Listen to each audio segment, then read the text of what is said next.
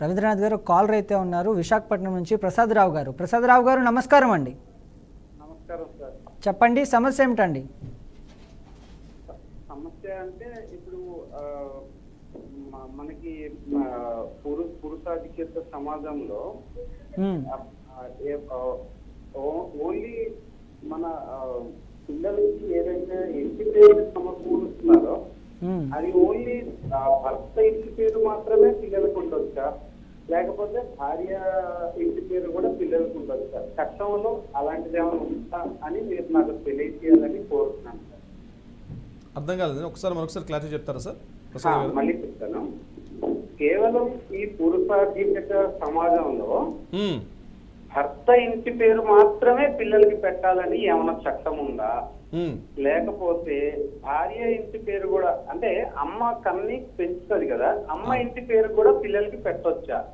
అవును సార్, ప్రత్యేకంగా దీనికి సంబంధించి హస్బెండ్ పేరుతో ఉన్నటువంటి పేరే పెట్టాలి అని చెప్పి ఎక్కడా లేదండి చట్టం. 100% స్పష్టంగా చెప్తున్నాను. ఇక్కడ అమ్మాయి కూడా పెళ్లి చేసుకొని భర్త ఇంటికి వచ్చిన తర్వాత భర్త ఇంటి పేరు ఖచ్చితంగా తీసుకోవాలని చెప్పి ఎక్కడా లేదండి. ఇది గుర్తించాలి ప్రతి ఒక్కరు కూడా. చాలామంది మనకు ట్రెడిషనల్గా ఏం చేస్తారంటే హస్బెండ్ ఇంటికి రాగానే భార్య తన ఇంటి పేరుని తీసేసి భర్త పేరుని పెట్టుకుంటుంది. అది సోషల్లో కామన్ అది. కానీ ఇప్పుడు మోడర్న్ సొసైటీలో ఏంటంటే చాలా చోట్ల పెట్టుకోవట్లేదు.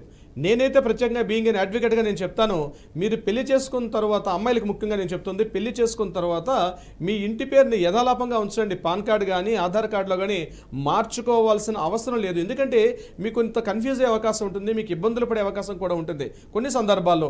అంటే పాస్పోర్ట్లో కానీ లేకపోతే ఎందుకంటే ఇప్పుడు ఎస్ఎస్ సర్టిఫికేట్ ఉంటుంది, 10th క్లాస్ మనకు 15 ఏళ్ళు వస్తుంది, 15 ఏళ్ళకి అప్పుడు మన అమ్మగారి ఇంటి పేరే ఉంటుంది. సో ఫ్యూచర్లో మనం మ్యారేజ్ అయిన తర్వాత చేంజెస్ చేసుకోవాలనుకుంటే కొన్ని సర్టిఫికేట్స్లో ఇంటి పేరు, కొన్ని సర్టిఫికేట్స్లో హస్బెండ్ పేరు కన్ఫ్యూజ్ అవుతుంది.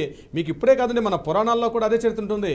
ఎప్పుడైనా జనక మహారాజు కూతురు అంటారు సీతమ్మ తల్లికి, అంటే కన్ఫ్యూజన్ లేకుండా మన పురాణాల్లో కూడా జానకి మాత అంటారు, అంటే జనక మహారాజు కూతురు కాబట్టి అలానే వస్తుంటుంది. ప్రజెంట్ ఉన్న ప్రముఖ సెలబ్రిటీస్ ఎవరైతే ఉన్నారో పెద్ద పెద్ద కుటుంబాలు, కొన్ని వాళ్ళకు పుట్టిన ఆడవాళ్ళు కూడా సేమ్ వాళ్ళగా పెళ్లిళ్ళై పిల్లలు ఉన్నా కూడా, పెద్ద పెద్ద పిల్లలు ఉన్నా కూడా వాళ్ళ ఇంటి పేరును కొనసాగిస్తున్నారు తరుణాలు మనం చూస్తున్నాం. జానకి అంటారు, జానకి అంటే జనక మహారాజు యొక్క కూతురు అని చెప్తాం మనం. సో వాళ్ళ పేర్లు మాతృమూర్తి అంటే వాళ్ళ తల్లి, అంటే అందుకే రామదాస్ కూడా కీర్తనలో నన్ను బ్రహ్మం అని చెప్పవే సీతమ్మ తల్లి అని ఒక పాటలో కూడా చెప్తాడు, జనకుని కూతురు అని చెప్పి సంబోధిస్తాడు. అంటే ఇంటి పేరుతో ఉన్నటువంటిది అప్పుడే కాదు, ఇప్పుడు కూడా అదే కంటిన్యూషన్ అవుతుంది. మధ్యలో ఎక్కడో మన చర్చలు జరిగింది. అంటే ఎందుకు ఈ మార్పు జరిగింది కూడా నేను మీకు చెప్తాను కిట్టి గారు. కారణం ఏంటంటే ఆ అమ్మాయి వేరే అప్పట్లో చిన్న చిన్న గ్రామాలు ఉండేవి.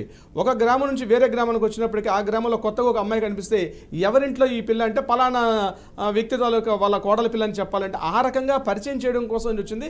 తర్వాత కాలగర్భంలో వాళ్ళ ఇంటి పేరు వచ్చేసింది. సో అమ్మాయి పెళ్లి చేసుకున్న తర్వాత హస్బెండ్ యొక్క పేరు మార్చుకోవాలంటే అవసరం లేదు. ఇక ప్రసాద్ గారు అడిగినటువంటి రెండవ ప్రశ్న ఏంటంటే పిల్లలకి ఏ పేరు పెట్టవచ్చు అంటే తల్లి పేరు నుండి పిల్లలకి పేరు వస్తుందా లేకపోతే హస్బెండ్ పేరు వస్తుందా అన్నది అది ఆప్షనల్ సార్. ఇది ఖచ్చితంగా తండ్రి పేరే పిల్లలకి పెట్టాల్సిన అవసరం అయితే లేదు, ఇట్స్ ఆప్షనల్. కానీ మ్యాక్సిమం తండ్రి పేరు పెట్టుకోవడం వల్ల కొన్ని ఉపయోగాలు అయితే ఉంటున్నాయి, అట్లాంటివి వెళ్తేనే మంచిగా ఉంటుంది. బట్ ఈరోజు మన సర్టిఫికేట్స్లో కూడా ఒకప్పుడు కేవలం ఫాదర్ నేమ్ ఉండేది, అడ్రస్ ఉండేది. కానీ ఇప్పుడు ఫాదర్ నేమ్ రాస్తున్నారు, మదర్ పేరు కూడా మ్యాండేటరీ రాస్తున్నారు. అంటే డివోర్స్ కేసులు పెరిగిన తర్వాత బాబు ఎక్కడ ఉంటున్నాడో, అమ్మ దగ్గర ఉంటున్నాడో, ఫాదర్ ఉంటున్నాడో తెలియాలని చెప్పి 2 విషయాలు కూడా రాస్తున్నారు. సో మదర్ పేరు కూడా గడిచిన ఒక 10 years నుంచి మ్యాండేటరీ అయిపోయింది. ఈవెన్ మనం బ్యాంక్ లోన్స్ తీసుకున్నా ఏం తీసుకున్నా సరే ఖచ్చితంగా బ్యాంక్ అకౌంట్ ఓపెన్ చేసినా సరే మదర్ నేమ్ అడుగుతారు అక్కడ. సో చాలా సందర్భాల్లో మదర్ కూడా ఈజ్ ఇంపార్టెంట్. సో ఖచ్చితంగా ఫాదర్ పేరే రావాలని రూల్ ఎక్కడ ఆప్షనల్గా ఇచ్చారు. కానీ ఫాదర్ పేరు ఉండడంలో కొన్ని అడ్వాంటేజ్ అయితే ఉంటుంది. ఎందుకంటే ప్రాపర్టీస్ విషయంలో, తాతల నుంచి వస్తున్నటువంటి ప్రాపర్టీస్ విషయంలో ఖచ్చితంగా ఆ పిల్లడు మనవడు పలానా వ్యక్తికి తెలియాలంటే ఖచ్చితంగా ఆ తండ్రి పేరు ఉండడం వల్ల కొన్ని అవకాశాలు ఉంటాయి. కాబట్టి అందుకని పెట్టుకుంటారు, because of only the properties matters. ఖచ్చితంగా ఇదే ఉండాలి, చట్టంలో ఎక్కడ కూడా నిర్దేశించలేదండి. Right, okay.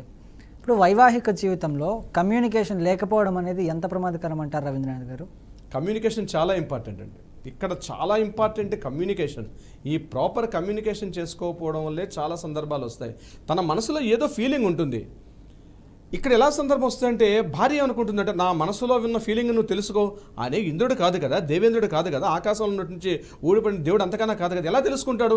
భార్యలు కూడా విషయంలో గుర్తుపెట్టుకోవాల్సిన విషయం ఏంటంటే, గుర్తుపెట్టుకోండి, మీకేదైనా ఫీలింగ్ మీ భర్త మీద అభిప్రాయం వస్తే కూర్చోబెట్టి మాట్లాడండి. కమ్యూనికేట్ చేయండి ప్రాపర్గా. నాకు ఇలా అనుకుంటున్నాను, ఇది కరెక్టా ఇది రాంగా. అంతేగాని ఒక్కసారి గొడవ పడిపోయి మీద పడిపోయి అంత గొడవ పడే విషయం అవసరం లేదండి. కూర్చొని ఎంత పెద్ద సమస్యను కూర్చొని మాట్లాడుకుంటే సరిపోతుంది. ఫస్ట్ మీరు కమ్యూనికేట్ చేయండి ప్రాపర్గా. అతను టైం చూసుకోండి, అతను ఎప్పుడు ఫ్రీగా ఉంటారు, ఇలా జరిగింది, ఇలా అనుకుంటున్నాను, నాకు ఇలాంటి ఫీలింగ్ వచ్చింది, ఇది కరెక్టా కాదా కమ్యూనికేట్ చేయండి. ఎట్ ద సేమ్ టైం భర్తలకు కూడా ఇదే ఉంటుంది. మీ మనసులో మీ భార్య విషయంలో ఏదైనా ఒక డిఫరెన్స్ వస్తే ఆ డిఫరెన్స్ అడగండి, నేను ఇట్లా అనుకుంటుంది కరెక్టా కాదా. ఎందుకంటే భార్యాభర్తలు మీరు వేరే ఇంటి నుంచి వస్తారు, మీరు వేరే ఇంటి నుంచి వస్తారు, మీ ఇద్దరు కలిసి ఒక కొత్త సంవత్సరాన్ని స్టార్ట్ చేస్తున్నప్పుడు మీ ఇద్దరి మధ్య కమ్యూనికేషన్ గ్యాప్ వస్తే ఆ గ్యాప్ కాకుండా అది పెద్ద అఘాతం కూడా అయిపోతుంది లోపలికి. గుర్తుపెట్టుకోవాల్సిన మెయిన్ కీ పాయింట్, మంచి పాయింట్ బ్రహ్మం గారు అడిగింది మీరు. ఓకే సార్, అయితే ఒక కాలర్ అయితే ఉన్నారు హైదరాబాద్ నుంచి, వెంకటేష్ గారు. వెంకటేష్ గారు నమస్కారం అండి. వెంకటరెడ్డి గారు సార్, వెంకటరెడ్డి నా పేరు. ఏంటండి? నమస్తే వెంకటరెడ్డి గారు చెప్పండి. ఓకే వెంకటరెడ్డి గారు చెప్పండి. నా పొలం వచ్చేసి 200. ఒక్క నిమిషం వెంకటరెడ్డి గారు, మీరు టీవీ చూస్తున్నట్టయితే టీవీ సౌండ్ మ్యూట్లో పెట్టండి, లేకపోతే టీవీకి దూరంగా వచ్చి మాట్లాడండి. దూరం నుంచి మాట్లాడుతున్నాను సార్. ఓకే చెప్పండి ఇప్పుడు. సార్ నా ప్రాబ్లం ఏంటంటే మా అన్న పేరు మీద ఉండేదండి భూమి 2 ఎకరాలు 28 గుంటలు. 2 ఎకరాలు 28 గుంటలు. మా అన్న అమ్మేసాం, పాస్బుక్ ఆయన పేరు మీద ఉండే. ఓకే ఆయన అమ్మేసాం. పానీలోనే మా అమ్మ పేరు ఉంది, నా పేరు ఉందండి.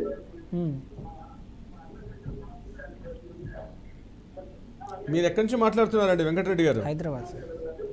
అయితే నేను సాక్షి సంతకం పెట్టినా సార్. సాక్షి సంతకం పెట్టినంటే నాకు సాక్షి సంతకం పెట్టి తీసుకుంటాను. మనకు తెలిసిన ఆయన హైదరాబాద్ సార్. ల్యాండ్ ఎక్కడుందండి? ఇది ల్యాండ్ సింగాపురం అండి, శంకర్పల్లి దగ్గర సింగాపురం. శంకర్పల్లి దగ్గర ల్యాండ్ ఉంది. అయితే అది మొత్తం పట్టా చేసింది సార్. మా అమ్మాయి ఇక్కడ సంతకం పెట్టలేదు, నేను సాక్షికరం పెట్టినాను కూడా పట్టా చేసుకొని అమ్మేసుకున్నాను సార్. ఆయన మా అమ్మాయి ఇక్కడ సంతకం పెట్టలేదు సార్. ఆ ల్యాండ్ యాన్సెస్ట్రల్ ప్రాపర్టీయా, సెల్ఫ్ గండి ప్రాపర్టీ అండి? అంటే స్వార్జితమా లేకపోతే తాతల నుంచి వస్తున్న వంశం ప్రాపర్టీయా? ఇప్పుడు వెంకటరెడ్డి గారు మీరు టీవీ చూస్తున్నట్లు ఉన్నారండి, టీవీ సౌండ్ మ్యూట్లో పెట్టండి. నేను టీవీ చూస్తున్నాను సార్. టీవీ సౌండ్ వినిపిస్తుందండి మాకు. ఇది మా అమ్మ ఎక్కడ సంతకం పెట్టలేదు సార్. మా అమ్మ పేరు 36 గుంటలు ఉన్నాయి సార్. అయితే వాళ్ళు వేరే వాళ్ళకి మా అమ్మ అమ్మేసింది, అది అదే పట్టా చేసుకున్నారు సార్. మేమంటే ఏం చేసుకుంటున్నాడు సార్. మీరు చెవెళ్ళ కోర్టులో మీరు ఒక సూట్ వేసుకోండి సార్, సివిల్ సూట్ వేసుకోండి. ఆ డాక్యుమెంట్లో అనధికారికంగా మా బ్రదర్ ఇట్లా అమ్మేశారు అని చెప్పి మీరు ఒక సిటీలో అక్కడ సివిల్ సూట్ వేయండి. ప్రాపర్టీ సంబంధించి మీకు న్యాయం జరిగే అవకాశం తప్పనిసరిగా ఉంటుందండి. ఎందుకంటే ఆమె సంతకం పెట్టకుండా చేశారని చెప్పి మీరు కోర్టులో ఇమీడియట్గా ఫైల్ చేయండి. కోర్టు నుంచి ఒక ఇంజెక్షన్ ఆర్డర్ వస్తుంది. ఆ ఆర్డర్ కాపీ తీసుకెళ్ళి మీరు సబ్ రిజిస్టర్ ఆఫీస్ని చూపించగలిగితే ఆ పర్టికులర్ ల్యాండ్ ఏదైతే ఉందో ఆ ల్యాండ్ని ఇంటర్మ్ ఇంజెక్షన్ ఆర్డర్ ద్వారా దాన్ని ప్రొహిబిషన్లో పెడతారండి. తర్వాత మీద వారదా ఏం చేయాలని చెప్పి తర్వాత కోర్టులో డిసైడ్ అయిన తర్వాత అప్పటి వరకు ఈ కోర్టులో ఈ ప్రాపర్టీ వేరే వాళ్ళకి అమ్మకుండా అది హోల్డ్లో ఉండే అవకాశం ఉంటుంది వెంకటరెడ్డి గారు. ఓకే సార్, రవీంద్రనాథ్ గారు, భార్యాభర్తల మధ్య హింస, ఇప్పుడు మానసిక హింస, ఇలాంటి వాటి వల్ల విడాకులు అనేవి పెరుగుతున్నాయంటారు ఈ మధ్య కాలంలో? తప్పనిసరిగా అండి. విడాకులకు ప్రధాన కారణం మానసికంగా ఫస్ట్ స్టార్ట్ అయితే మానసిక ఈగోయిస్టిక్. ముందు ఆ మానసిక హింస కన్నా ముందే ఉంటుందండి ఒక ఈగోయిస్టిక్ ఐడియాలజీ డెవలప్ అవుతుంది ఒకరిలో ఒకరికి. నేను చెప్పింది నా మాట నిజం అవ్వాలి, నేను అన్న మాటగా నువ్వు నడుచుకోవాలని చెప్పి ఇందాక మనకు కళ చెప్పినట్టుగా ఒక పురుషాధిక్యత, నేను చెప్పిన మాటే ఇంట్లో నడవాలి అని చెప్పి ఒక డామినేషన్ ఎప్పుడైతే నడుస్తుందో ఆమె వినదు. ఆమె ఎప్పుడైతే వినకపోతుందో రివర్స్ అవుతుంది. రివర్స్ అవ్వగానే ఇమీడియట్గా వాళ్ళిద్దరి మధ్య గొడవలు స్టార్ట్ అవుతాయి. ఆ గొడవల్లో ఒకరికొకరు ఫిజికల్గా మెంటల్గా మాట్లాడుకుంటారు. అది వాళ్ళిద్దరి మధ్య ఒక పెద్ద అగాధం అవుతుంది. అది కోర్టులో మాలాంటి అడ్వకేట్స్ని మళ్ళీ సంప్రదించే అవకాశం వస్తుంది. బ్రహ్మం గారు. ఓకే, రవీంద్రనాథ్ గారు మరొక కాలర్ అయితే ఉన్నారు విశాఖపట్నం నుంచి, ఆనందరావు గారు. ఆనందరావు గారు నమస్కారం అండి. సార్ చెప్పండి, సమస్య ఏమిటండి? కొడుకు పెళ్లి చేశాను, అది పెళ్లి చేసిన మా ఇంటికి ఎప్పుడు అమ్మాయి రాదు, ఆ ఇంటికి ఎప్పుడు వెళ్ళలేదు. నా మీద, నా భార్య మీద, ఇంకో కొడుకు మీద, అది ఏంటి సార్? దానికి ఏం చేయడం సార్? ఎప్పుడు పెళ్ళి అయిందండి? మ్యారేజ్ ఎప్పుడైంది? 2015 సార్. అమ్మాయి ఇక్కడ అరేంజ్డ్ మ్యారేజా లవ్ మ్యారేజా? ఏంటి అరేంజ్డ్ మ్యారేజ్ చేస్తారా లవ్ మ్యారేజా ఇది? లవ్ మ్యారేజ్ తర్వాత అరేంజ్ చేసేది సార్. ఏమైందండి? లవ్ తర్వాత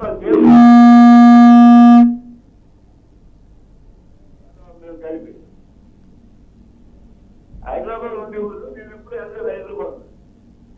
నా భార్య కానీ మా ఇంటికి కూడా ఇప్పుడు రాలేదు అమ్మాయి. ఇప్పుడు అమ్మాయి ఎక్కడుంది? గొడవ పెట్టి కేసు పెట్టిందంటే ఇప్పుడు అమ్మాయి ఎక్కడుందండి? ఇప్పుడు ఏడే ఉంటుంది. అబ్బాయి ఎక్కడ వేరేగా ఉంటున్నాడా? రాలేదు.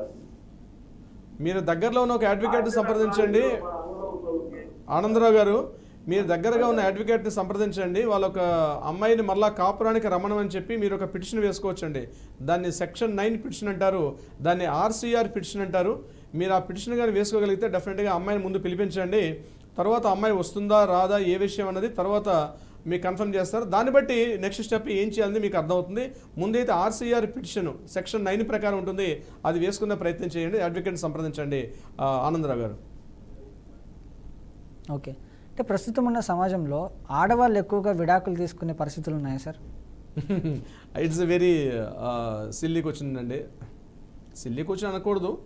ఆడవాళ్ళు తీసుకుంటున్నారా మగవాళ్ళు తీసుకుంటున్నారా రెండు కూడా సమానంగా ఉన్నాయని నేను అనుకుంటాను బ్రహ్మం గారు. ఎందుకంటే ఆడవాళ్ళే విడాకులు తీసుకోవాలనుకున్న పరిస్థితి అంటే మగవాడి యొక్క టార్చర్ని తట్టుకోలేక అమ్మాయిలు తీసుకోవడానికి అవకాశం ఉంటుంది.